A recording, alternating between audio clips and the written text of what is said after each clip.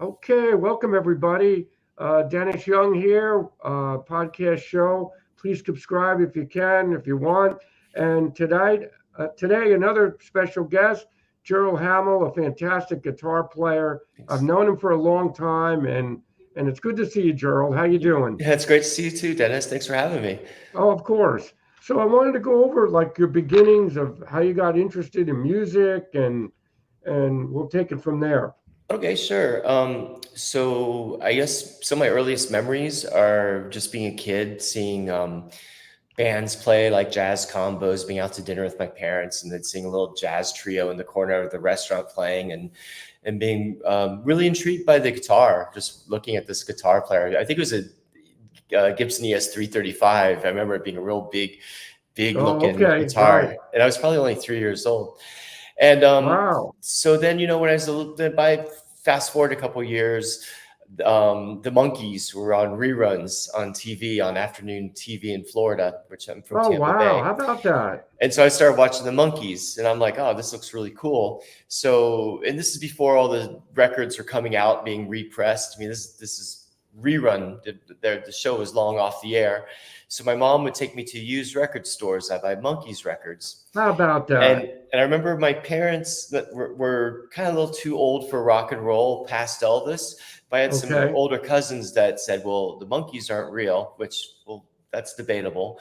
Right. But they said you should listen to the Beatles, and so I kind of discovered the Beatles, and then it just kind of blew my mind wide open. Just getting that Blue record, the 1967 through 70 compilation, and then I Oh, that got was a the great. next one, and then I just started basically really got into Beatles and just obsessed. Then saved my allowance and working a summer job at my grandparents had a nursery school daycare, and summer when I was 12 years old, I bought a guitar from J.C. Penney's and an amplifier, How and about started that? started teaching myself guitar. And my neighbor was a drummer down the street. He had just started playing drums, so we would get together in my parents' garage and try to learn our instruments together. And it just basically all took off from there. A few years later, I started discovering new wave and punk. And it was Florida, so my influences, you had, it wasn't classic rock at the time, but you had typical rock radio. Right, But right. then I would also flip over to left of the dial and be listening to like the college station and the which was doing a lot of like kind of like alternative music, for lack of better words, programming. So I was discovering stuff like, one minute I'd be listening to Rush, and the next minute I'm listening to Gang of Four. How And so about that that? that kind Yeah, of that's like brought great. it open. Right. And then yeah, I did start playing, my band started playing out right out of high school. We started playing clubs. There's like a area in Tampa called Ybor City, which was, it's now, it's like really like overdeveloped and stuff. That's a funny But name, Evil City. Ybor, sorry. Evil. I thought it was evil, but Evil Evil. City. That would be No, it more was Evil fun. City. It probably was evil at the time. No, but there was a lot of like, it was a pretty, there wasn't much happening there. There was like a punk club, new wave club, a gay bar, and some vintage shops. And we started playing the alternative music club, for lack of better words. And then just my band developed there. And that was, we called ourselves the Catherine Wheel, which we had to change our name a few years later because of a British band coming out called the Catherine Wheel. So we changed it to Edison Shine, and we did pretty well. We played South by Southwest. We How toured, about that? got I to didn't know that. tour up to New York and Boston Oh, a couple times, and then I got the itch to get out of Florida because I felt like I'd done everything I could do, and came up to New York City and started working at Other Music, the record store, no, and made a friend, guy named Richard, who had a little studio in Hoboken, I who remember was that. who called Burnside Project, and that's how we met. I So know. I mean, I think I recorded the tracks at Water Music, I believe. actually, that was down the hall. We had our Okay. own little studio there, Oh, okay. and Maybe I got that yeah, wrong, but still. I'll just say how you and I met was through Other Music, because you had contacted Other Music. I don't know if you remember this, and No, you I were didn't. you had sent some CDs in, and I was really into Liquid. I was a How huge about that? fan, Okay. And so I get, I was running the store's, basic information, other music Okay. account. And so I get this email from Dennis from Liquid. And I'm like, oh my God, I just seen you play, at the Knitting Factory during the reunion Oh, yeah, that was fantastic. on my birthday. So it was the best birthday present. Wow. How about that? And so I was so psyched to make your acquaintance, and we brought the CDs in, really enjoyed them, put them on the shelf. And then when we were recording the Burnside Project stuff, we're looking at, just inviting friends and guests. And that's when you and I started talking, Right. and our friendship and history developed from there. And then you recorded on some remixes I did in New Yeah. Jersey. I remember you coming down. We picked you up at the train, and it was Yeah. fantastic. You did Yeah, some. I think one of them was for Tussle. Tussle, Remember right? those guys? The Elephants remix. Yeah. Yeah, That was a fantastic, that was really good. great one. And then, And oh my gosh, the other one I was just listening to the other day too. I'm trying to remember it was oh my God, I'm trying to look at my Spotify here to see if it's in my history. But it was another really great remix we did that got released on DC Records. Okay. And it was, oh well, I don't want to. I don't remember that one, but I remember the Tussle one. Yeah. Really well. Yeah. And that was really good. And that was during my I think it was during my time with Fire Dog Studios when I was doing the Shadow record. Mm-hmm. That took like a whole year to do. Yeah. And then through me you met Sal P, right? Sal Zapato. It was kind of a connecting the dots thing, because you just New York, living in New York, and it's just it's a big town, but this is a small town. So I would see Sal at other music, and he had some mutual friends. Then of course, you and I were collaborating, and he came in on the remix. So he and I started talking a lot. And I think through that remix is how we kind of really bonded. And then not long after, Sal was starting this kind of, it was really a loose space project at the time it wasn't even called 178 Product yet, which is what the name is. But Right. in the old studio that Sal had in the Lower East Side. Oh yeah, Ludwig Street, right? Yeah, on Ludlow, 178 Ludlow. Of course. Underneath Max Fish, they had he would assemble all these musicians from all different walks of life, and would get together every once a month, twice a month. And he invited me to be a part of that early on. And it just kind of evolved. It was just like this improvised project. At some point, I think we had like 15 people in there. Wow. That must be something. It was epic. But it's kind of, it's evolved into where it's now, pretty much a 5-piece, 6-piece. And we're playing monthly now in Bushwick and doing. I've been able to come to a couple of your shows. It was fantastic. It was so much fun to come up there and play with you guys and Sal again. I mean, I just have this connection. We could not play for 20 years and play again, and the vibe is still there. Yeah, it felt really special, and it was very exciting for me, just being a fan of both of you, and to be able to contribute live with both of you playing. It was pretty magical. Well, your guitar playing is really good. I mean, you really know how to use all those pedals correctly, and you get these great tones. I mean, it's really clean and very impressed.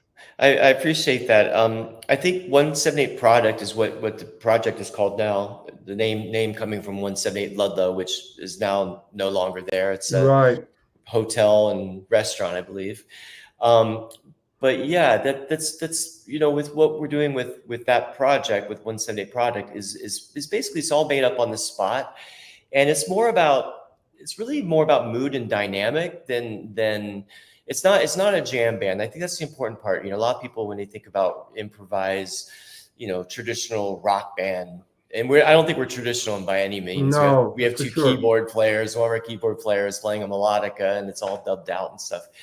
But we don't want it to go into like we're not a jam band. It's really about it does have its moments where it goes maximum. So most of it is about restraint. It's about trying to play off of each other and just communicate, but not overplay your hands. And there might be a moment where you'll let go, but you want to pull back. It's really more of a language we're trying to happen while creating like a really interesting ambience, a rhythmic ambience. And that's not easy to do. I mean, you have to be an experienced player to be able to just on the spot create music like that. I mean, sometimes you start off slow, it doesn't happen, and then all of a sudden you click into this groove. I was reading this book about Can, Hmm. and that's what they did on a lot of their live shows. It was just, it started off really bad at times, and then all of a sudden, magic. They just locked in like you guys do. Yeah, thanks. Yeah, well, I noticed that. that's those are big shoes to fill. Can is a good reference point for what we do. I'd say Can with a lot, some African music influences in there, and definitely post punk. But I feel like a lot of times when I think about what we're doing, I feel like it is kind of not trying to be Can, but I do see similarities. Just even in as we're going to be putting a record out later this year, and it's all coming from recordings in our practice studio. We multi-track the sessions, and then we kind of just hunt and peck for the things that we think might be good to develop, to edit, to mix. And that's similar to what Can or This Heat was doing back in the day. Yes, well, I've been very lucky. I interviewed Charles Hayward from This Heat, Yeah, and to see that one. also Rob Young, who wrote All Gates Open, this fantastic book about Can. I don't know if you read books, but Yeah, oh, it's a tremendous book. yeah, I It have goes that on into my great list. detail. It's a great book. I would Yeah, recommend. I think after we get done recording, I'm gonna put on some Can when I go back to my You apartment. should, yeah. And but Charles Hayward was, Oh what an yeah. interview. It was really, he's so ahead of the curve with all these ideas and what he does with foot pedals, and it was the most fascinating interview I've done so far. Oh, I can't wait to watch that. Thanks for putting that on my radar. I got to see This Is Not This Heat. When they kind of did the you know reunion, for lack of better words. I mean, obviously there's a missing member, and it was incredible a few years back. Incredible, like Hmm. you can't, such a powerful, influential band. Yeah, that first record was really very Yeah, amazing, and it had got such great reviews. The way they recorded it in that beach storage locker yeah. that they turned into a studio, something. So what about now Burnside Project? What have you put out more reissues or anything from that? Yeah, so Burnside Project was like a indie electronic pop band, for lack of better words, back in the early 2000s that I got to join. It was originally a solo project of Richard Jankovic, and he invited me. That's where, to go back to what we're talking about in his Hoboken studio. We would just record stuff. Just he'd create like little skeletons of songs, and we just start making it up on the spot and developing songs from it. Um, we disbanded in 2006 or seven. He moved out to the West Coast. There was some reissues that came out. The record that you played on finally came out in 2016 How about that? through Bar None Records. Um, it'd been sitting in the vaults for a while. That's a long story. We had a lot of these sessions that never got released, and then we finally just kind of wanted to finally get it out there. And then this year or last year was the 20th anniversary of the Networks, the Circuits, the Streams, the Harmonies, which was our biggest record that was on Bar None Records. So Hmm. we started talking long distance stuff, going through some old tracks that we had in the vaults. And again, it was mostly just long distance collaboration. A lot of it was just mixed notes, to be honest with you. And then we did put out a couple remixes that hadn't been heard before. And then we put out a song called Ancient Artifact that had been sitting in the vaults for a long time. That came out early this year, and it was a kind of a tragic thing in that Paul, I don't know if you know this, Dennis, but Paul, who you met from back in those sessions, he Right. passed away in December Oh my. unexpectedly. Oh my And gosh. and Richard was the main vocalist, but sometimes we'd alternate some vocals, and Paul has the lead chorus line in that song. Right. So it was like really bittersweet because here's the last Burnside Project Yeah. single that came out a few months ago. It features Paul pretty prominently in the vocal, and so Wow. we were doing a lot of collaborating. Paul lived up in New York along with me, whereas Richard is out in California. But we were doing a lot of talking back and forth, All right. did some Oh, Zoom calls and a lot of mixed notes. So it was like a nice, it was good to have that moment, not knowing that was, we knew it was going to be the last Burnside Project stuff, but we wow. didn't know it was going to end that way.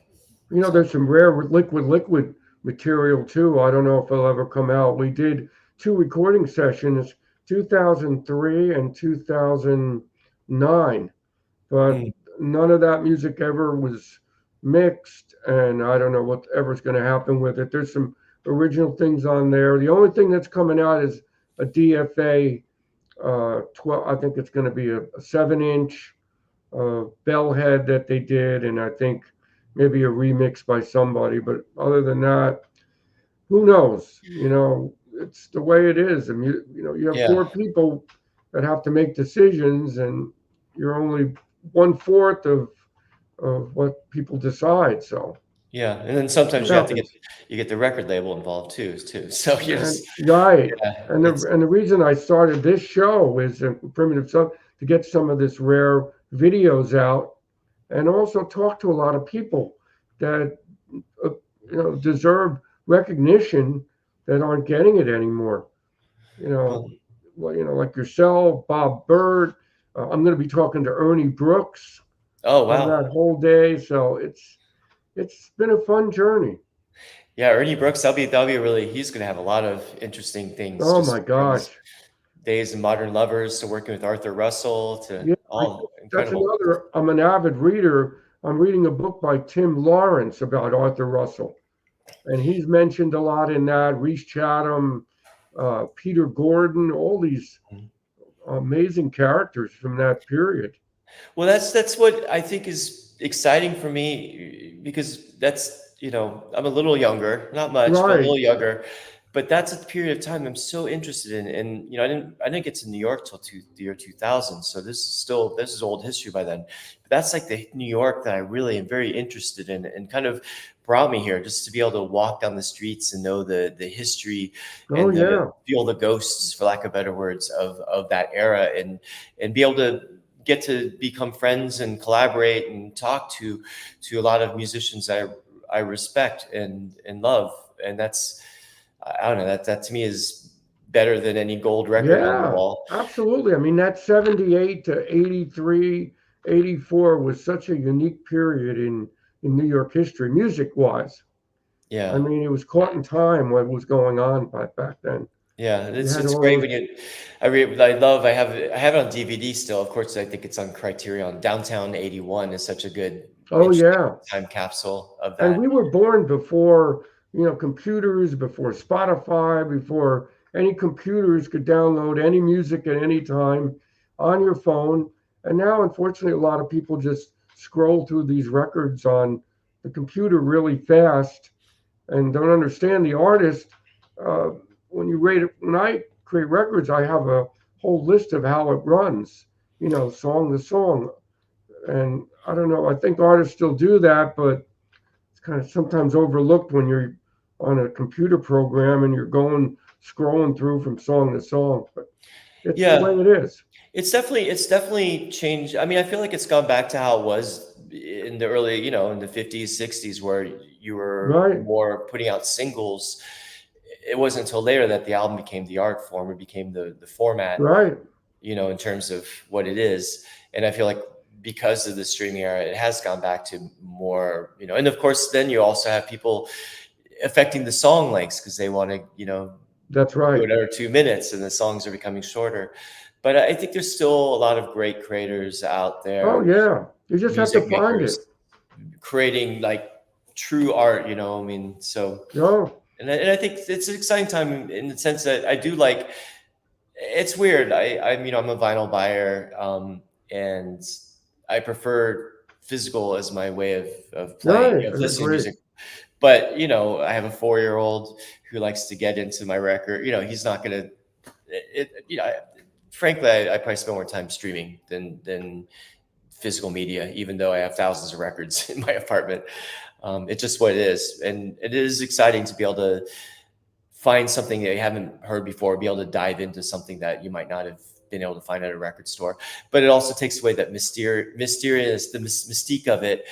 reading an article or review and having in your head, what does this record sound like? And going to the record store, buying it, putting it Right. on, and then totally changing your expectations. And then you're committed to it because you spent That's your true. money to it. So you're going to listen to it a lot because you've invested in that. That's Whereas now I right. feel like you could just like, oh, stop the song halfway through and move on to Especially something. now.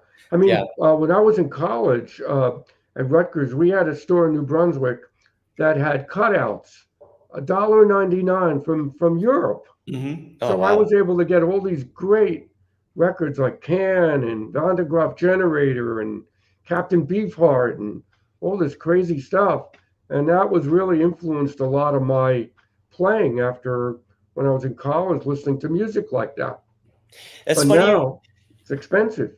Yeah, yeah. I mean, thankfully a lot of that stuff you can check out online, but you still want to support the artist or the Oh, of artist's course. state. It's funny you would mention that though. In my record buying, as when I started being young, buying records, when I was going out to buy the Beatle records we're talking about, Right. there was a department store in St. Petersburg, Florida called William Henry. And we would go there. My mom would go clothes shopping. They had a record department in that department store. So she would let me, I'm probably 9, 10, 11 years old. So it wasn't too far away. So it wasn't dangerous, but I would go into the record department and I'd be looking, through Beatles records, but it's crazy in St. Pete, Florida. They would have Can records Oh, and Brian wow. Eno, and I remember like How seeing about all that? this crazy artwork. I remember seeing No Pussyfooting as a Oh, kid, wow. picking up the record and being really creeped out by it. Oh, yeah, I'm sure. And then years later, I mean, that's one of my favorite records. And I think seeing those album covers that young kind of created a roadmap to go back to it a few years later, and then totally like be able to connect those dots. So even though Right, I exactly. certainly didn't know who the hell Can was or Van der Graaf Degenerate, and I remember that Right, because right. they had Peter Hammill records. Because I remember Exactly. I love his stuff. I would pick up the records because his spelling Hammill is the same as my spelling, which Right, was right. unique. I'd be like, oh, I wonder if he's my, I've always wondered if he's my uncle or something. Right, I right. didn't know. So it was kind of crazy being able to have those memories as a kid and be able to, connect the dots Yep.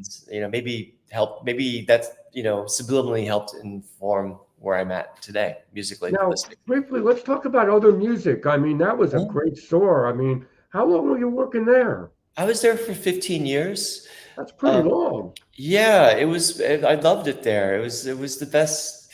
As a music lover, it's the best place you could be, and, Oh, I'm and a sure. musician. Um, I used to go there when I would visit New York. I would always save a couple $100 for spending there. And then a friend who I'd met through just playing music, his band was called Sleepyhead. They played in Florida and they would play with us. And they brought us up to New York, to play with them. He started working there and he got me a job there shortly after I moved to New York. So it was like a dream job because to Wow. be able to be there. And I did we had a newsletter that went out to a lot of like, I think 30,000 subscribers where we'd review new arrivals to shop every week. So I was able to, I was the editor of that and helped curate that. Wow. The website, we also had a record label that I was really involved in. So it was like a really amazing experience and it really opened, like, I already had like a lot of, interest in music, but it just opened me up to a lot more genres that maybe I barely knew, or even like German, krautrock. I liked the basics, but I was able to dig deep because we had a whole German krautrock section. Yeah, yeah. I think it must have been exciting to open up a box of a David Bowie record that nobody has seen yet, Yeah, and you were the first to like Scary Monsters or one of those like later Bowie record. Any of these artists that you loved, and there was a box and nobody's seen yet, and there are these vinyl records. That must have been really something. it was crazy because you get some crazy rarities of avant jazz and just these really crazy rare records would come in, and I'm you'd be able to sure. touch them and maybe buy one, depending on the price. It's funny you mentioned David Bowie. A really interesting story there. One morning, and I wasn't there, full disclosure, but I was off that day, but I certainly heard about it. Before the store was open, there was a knock at the door, and it was Lou Reed. He wanted to come in to go shopping. How about So, that? so they let him in, and the store wasn't opening for a half hour. So Lou Reed had like a private shopping session and stuff before the store opened. And then a few days later, a different manager was there, and they opened the door, and a customer came in, and he goes, while you're in back, David Bowie was knocking on the door trying to come in, Oh my just God. before he opened up.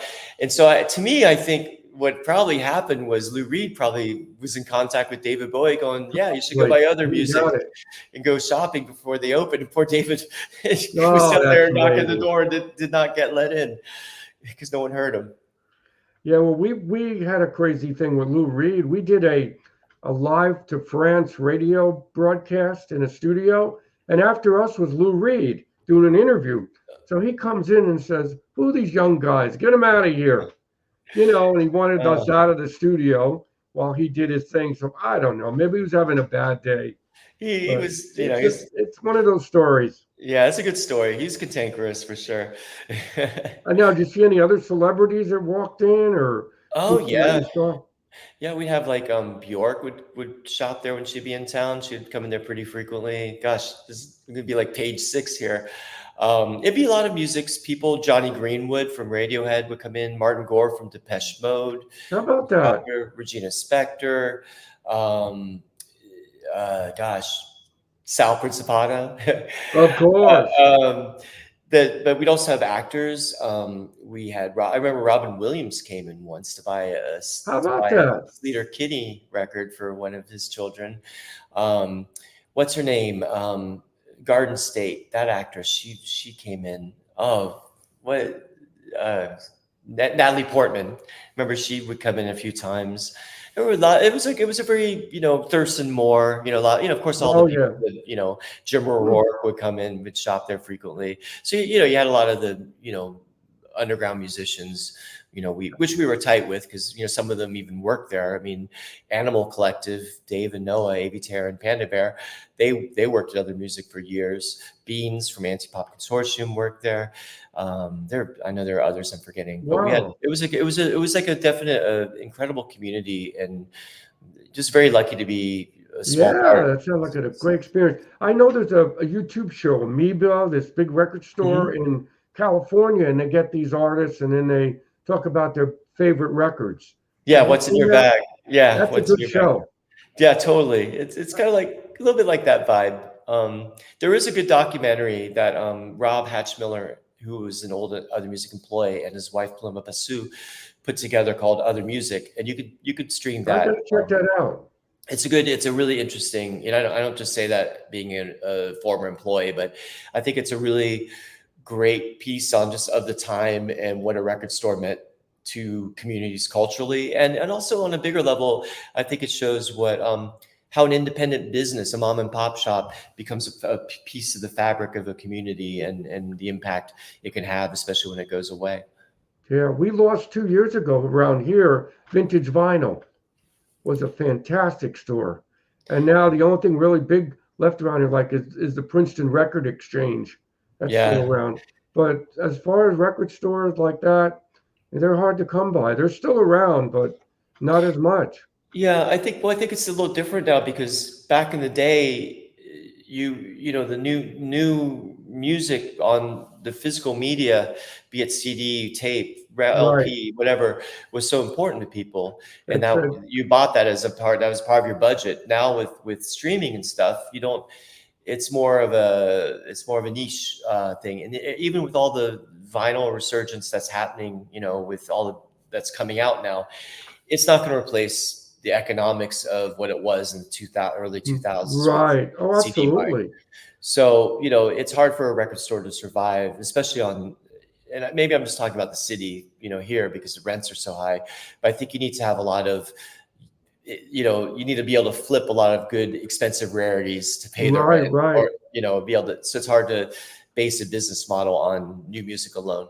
right. So what are you currently working on? Is there anything besides 178 product as far as music, or is that pretty much That's That's my main focus right now is 178 product. Just we're doing a monthly in Bushwick at a great venue called Sleepwalk, and which Oh yeah, I've been there. It's which I'm fantastic. so it's Love it. excited that you've made the trip down and played with us, and hopefully Yeah, we'll get to I'm play. gonna make it out again. I'm just gonna surprise Sal next time. Yeah, I'm not gonna tell him.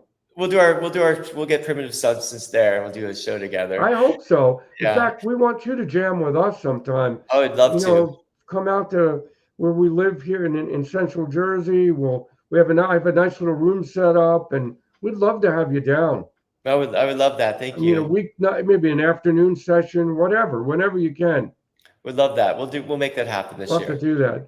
So this has been great. I mean, thank you for doing this. Yeah, thanks for having me. Anytime. I And hope I'm it going to was. probably post this in a couple days, and I'll put any description if you want to specifically add to the description of yourself. Send me a text or an email, Okay. and then I'll just put in the description about any websites you want to put up, whatever. Sure. Thank you. Thanks for having me. I hope it was interesting. I It mean, was great. I'm It a was behind the great. scenes player more than anything else. So Always nice to always nice see to you, talk. and you're a really excellent guitarist, Gerald. And Thank you very much. keep the great playing. Thank you so much, Dennis. Okay, Let's play take care together soon. now. Bye bye. Bye bye now. See ya. Bye bye.